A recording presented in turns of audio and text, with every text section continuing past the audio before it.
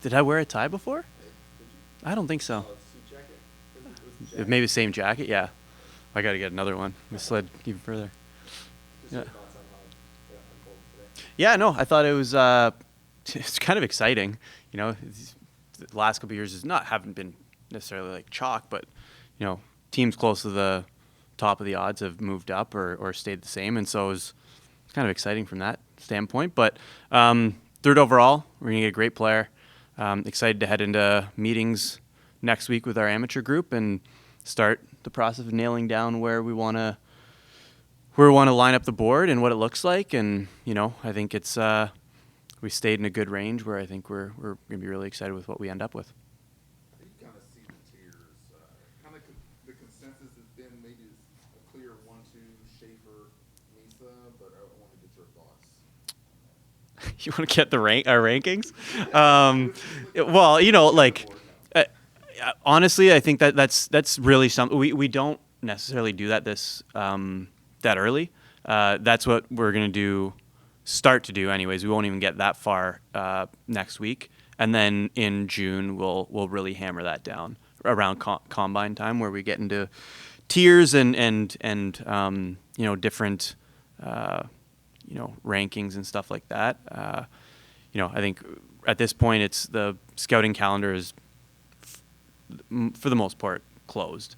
You've got we just finished U18s down in Texas, and then Memorial Cup still going on with some draft eligibles, and so we'll get a sense of where all the scouts feel their players are in their regions, and the crossover scouts come in and weigh in on that. But the thing about the draft is there's always a lot of public discourse, and then I feel like there's always those people suggest they're surprise picks, but that's just people seeing the board differently, right? And that's what makes the draft exciting, and everyone has different opinions, different thoughts on what makes players successful, and so I think ours versus any other team is going to be different. It's going to be different from public, and so it's exciting to kind of get behind the curtain and really hammer away at what those tiers are, as you'd call it, or the rankings are for the Blackhawks and what our staff believes and how we see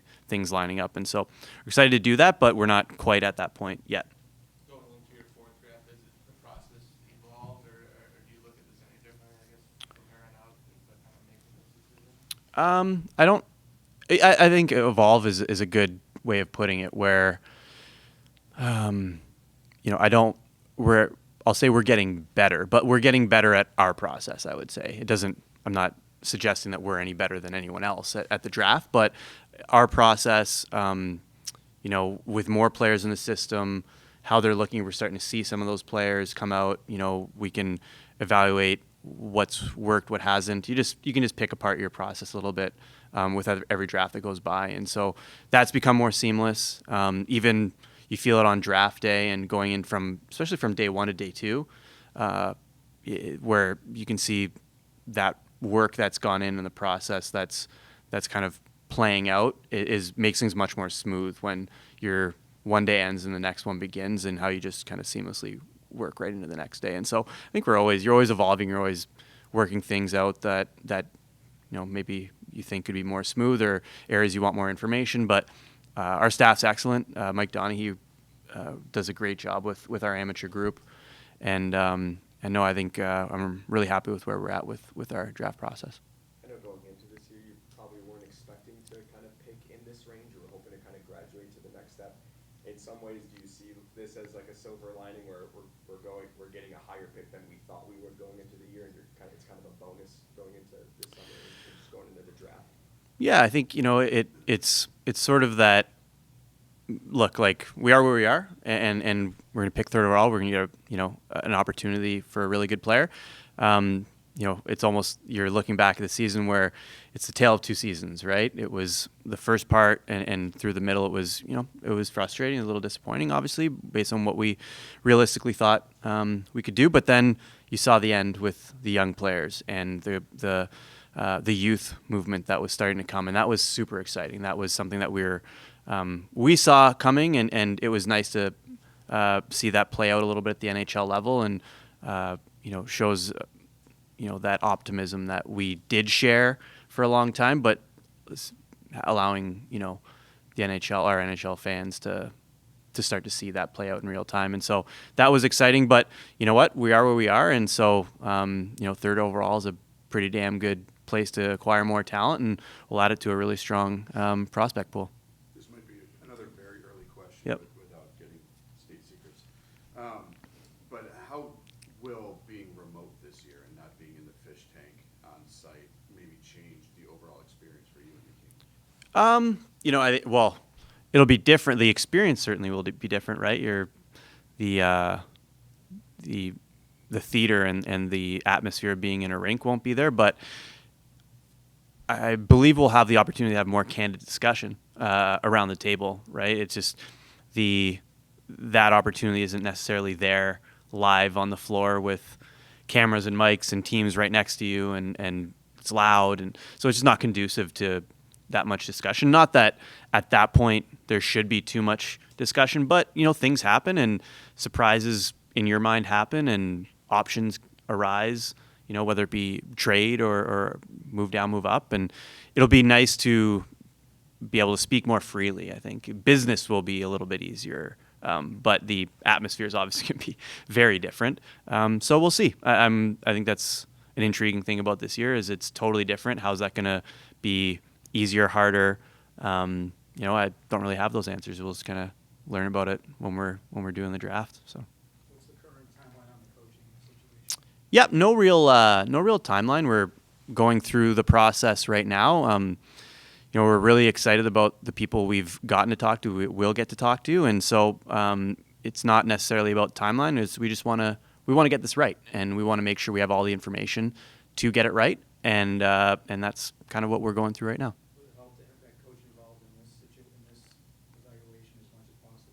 I don't think so. No, it's so hard to for someone, even if you coach or take like your pro staff, right? Your pro scouting staff, they don't have the insight into that player pool, and it's just it's a totally different animal, and it's a unique process that we run through that's very specific to the people that are involved every day, and the amateur staff and our strategy teams. And so it's not really something that the head coach or anyone else would be all that involved in, other than just as a spectator.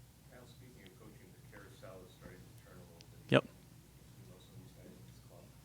How do you obviously keep your eye on it, Mhm. but how do you react or is there a reaction when, say, a key person leaves a club that might somehow be suitable for your club? I guess it could spur discussion, but I don't think it creates much of a reaction. I think we've got a sense of who the pool is and who the candidates could be, and so. But I don't think any change, materially impacts our process. As you started the process, have you, prioritized any areas or anything that's common that you guys have discussed this more, whether it's someone with NHL experience or how much the importance of them prioritizing the young players as they come in as coach, or what have anything like about those discussions? Yeah. Well, look, I think a coach working with younger players, and that will be key, because that's, we are, we're going to be a younger team moving forward. And you saw a peak to that at the end of the season. And so, but I don't necessarily think that has to color what we go out and get, right? We're going to talk to a bunch of very qualified candidates that we feel very passionate about, that it's going to be determined in that room and in the interviews when, if it feels right, how they approach things, and if that's a right fit for us. Because, in the end, we want someone, that's going to come in and help these young players that we're very excited about, that we think have a ton of promise.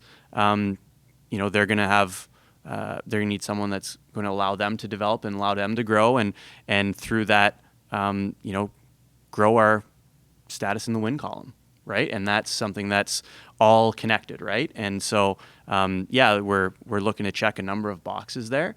but ultimately want someone that's excited about what's going on in Chicago. And based on the reaction in my phone every day, this is it's an appealing job, and we feel that and we know that, and but we've got to find the right person that fits what we're doing, and that's kind of the course we're running right now. You have several potential draft picks at 3 rated around the same level, like Central Scouting Mhm. has said. Could you be more targeted to or tailor it to specific needs for the team? A certain profile for that pick. Yeah, no, look, like my philosophy is we do like to go best player available, but sometimes the discussions are so close where you have to break that somehow. And is it position sometimes? Is it something else? There's other factors outside of just, that rating or place on your board where, they are kind of in a bucket, right? Or a tier. And, what other elements come into play that we can separate these 2 or 3 players? Is it position? Is it the style of play? Is it what we've got already versus what one of these players provides? So there's a number of different things, because sometimes you can't go position because they all play the same position, and so there's different things that will eventually have to break that tie.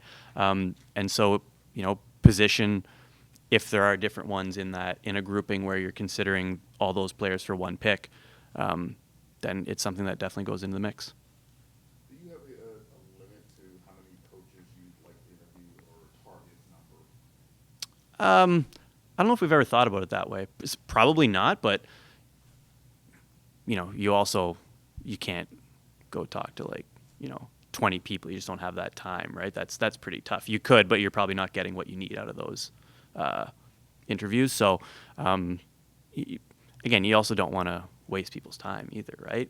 So we're constantly getting in front of people and making sure that no stone is left unturned, and we want to make sure that in the end we come to the best decision for the Chicago Blackhawks, and we feel like we're on that path now, but we don't want to rush it. We just want to get it right. Is he still in there? Yeah, Anders is certainly in the mix, and I think what we saw from him, certainly at the end of the year with our young players, how they responded to him, how we heard players in the exit meetings respond to him, was quite positive, and so that's certainly got to be taken into account. And one of the main reasons why we were confident in having him fill the interim role, and what we saw again throughout his time here in Chicago, the wins maybe didn't pile up the way anyone would have hoped, is that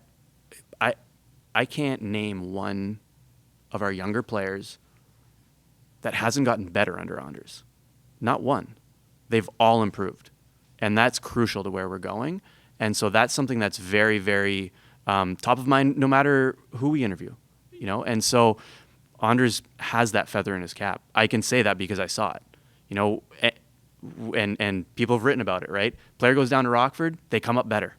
And throughout the season, early in the season we saw some players get better, and then you see the young players that were here that, some of them were here a very short time, but they were put into situations to succeed and were given feedback that was that resulted in them continuing to grow.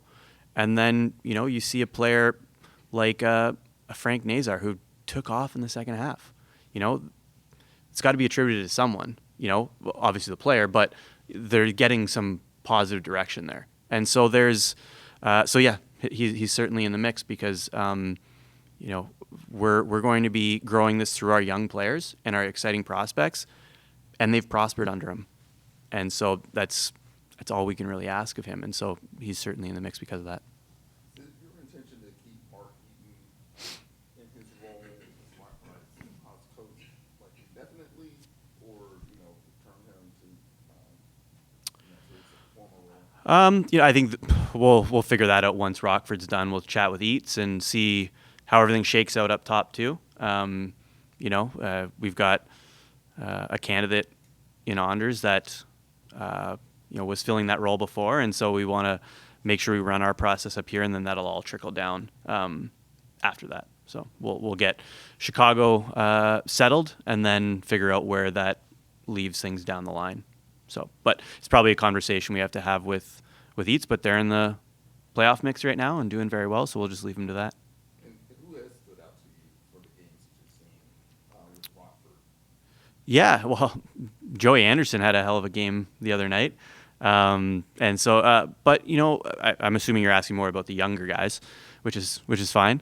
But you know, do give credit to Joey and some of those veteran guys who have played very well. But you know, Kevin Korchinski, I thought, has had a really strong. We got some lights going off and on here. Thanks, Lindsay. No, I think the defense core I thought has been quite good. You know, all of our young defensemen, and it's been exciting. You know, Aiden Thompson got his first pro goal the other night, and he's been buzzing around and making stuff happen. And I thought, you know, Colton coming back from injury had a really strong couple games, and Sammy Savoie has, you know, just been doing his thing and buzzing around. And so, you know, it's honestly, they haven't lost yet, and so like there's a reason for that. Is everyone's playing pretty well, and Drew Comesso, that's, you know, he's been fantastic. He's been awesome in the playoffs. So I think Drew has been a standout for sure. He's been great, and so really excited to see his play. But again, they're winning, and there's a reason, is because everyone's playing quite well, and so it's, in the end, it's great experience for them. You know, winning against Chicago, playing against a really heavy, hard to play against team in Milwaukee is a great education for these young guys too. That, you know, they're playing against a really good team in Milwaukee, and they're hard to play against. So, but they're getting a taste of playoff hockey, and that's invaluable.